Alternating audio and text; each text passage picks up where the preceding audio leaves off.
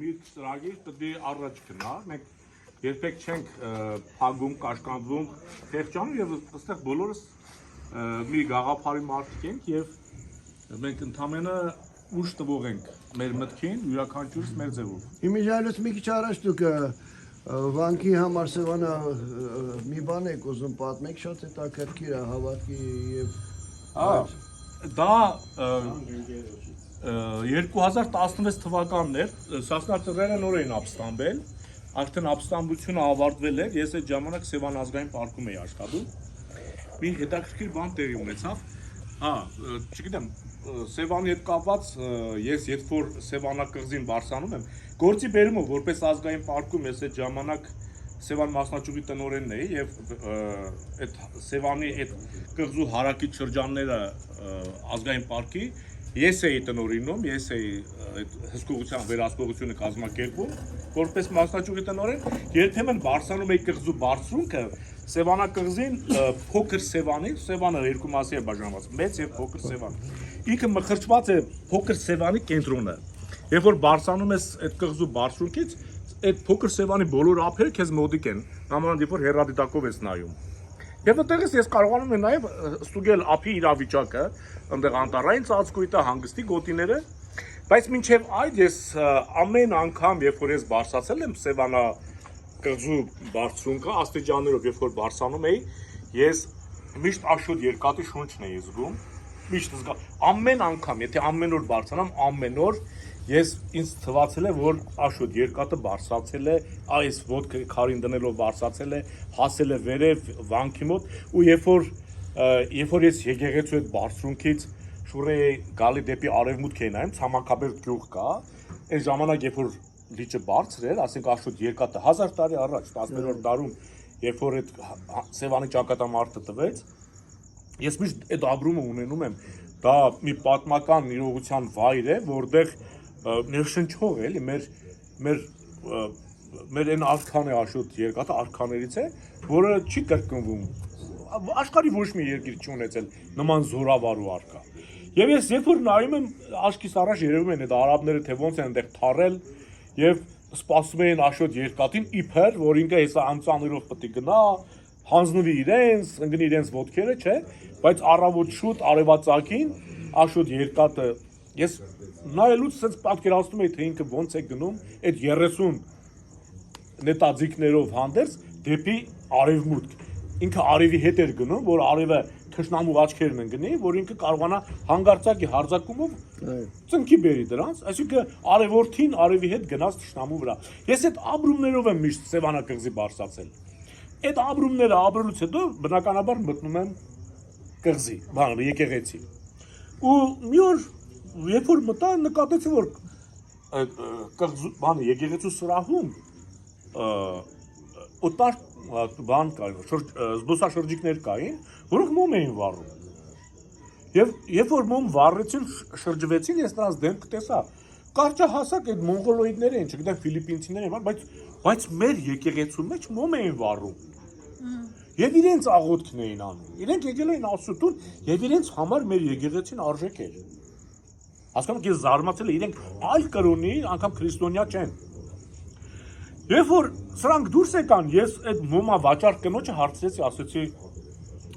ասեց բոլոր այլազգիներն են գալի մոմ վառում, այս կինը բան արեց, այսպես ասեց, գիտեք, պարոն Պողոսյան, կան այլ ազգի ներկայացուցիչներ, որ գալուց են շատ անշնորհք են պահում։ Արունս եռած, էլի, այսինքն ինչ են անում։ Ասում է գալիս են մեր սրբերին, մեր նկարներին, տնազ են դնում, ասում են ոնց։ Ասում է գալիս է սենց ակաշներից բռնում են մեր այդ պատկերների առաջ կանգնում են, սենց բաներ են անում, գնում են, ասում է։ Ես ասում եմ, ոնց կարող է այդպիսի բան լինի, ոնց կարող մտնեն մեր եկեղեցին, մեր հավատքի վայրը ու իրենց այդպես պահեն։ Ասում է, հա, ես չգիտեմ ինչ անեմ դրանց, ասում եմ հոգևորականին ասել ես, ասում եմ, ասեցի ծիծաղեց վրաս։ Ես դե Վազգենյան դպրոցը հոգևորական բարձրագույն դպրոց կա հենց կղզում Վազգենյան դպրոց է կոչվում եւ այնտեղի վարդապետը այնտեղի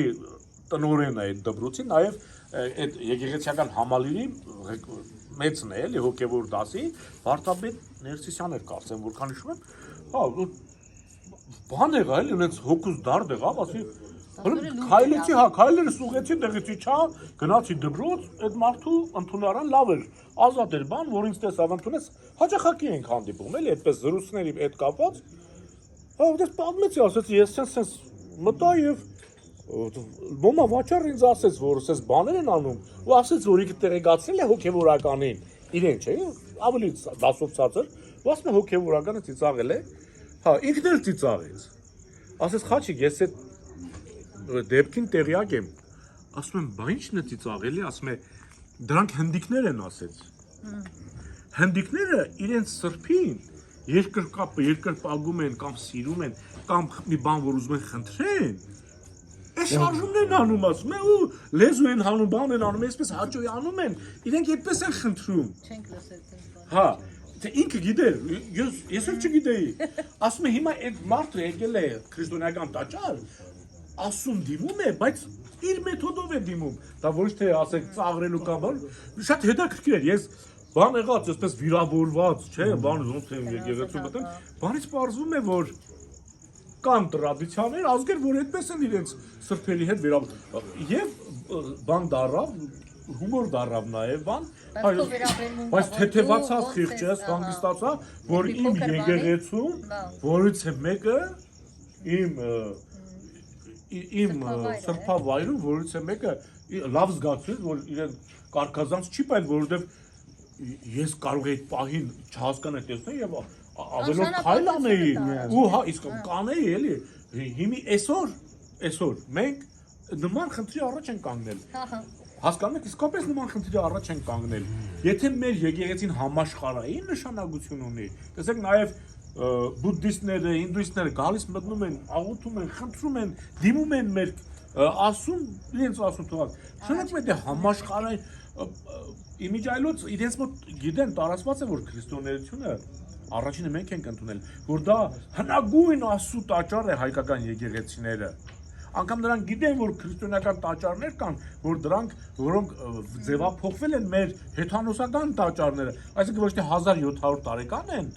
այլ մի քանի հազար տարեկան են ինչպես դադիվանքն է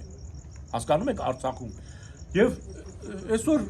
մենք տեսնում ենք ծաղրի առարգա են դարձնում չէ եւ իսկապես պետք է մեր բոլորս ոչ թե մտնենք այդ բանի մեջ այդ անպարկեշտ ասենք ես պետության ղեկավարը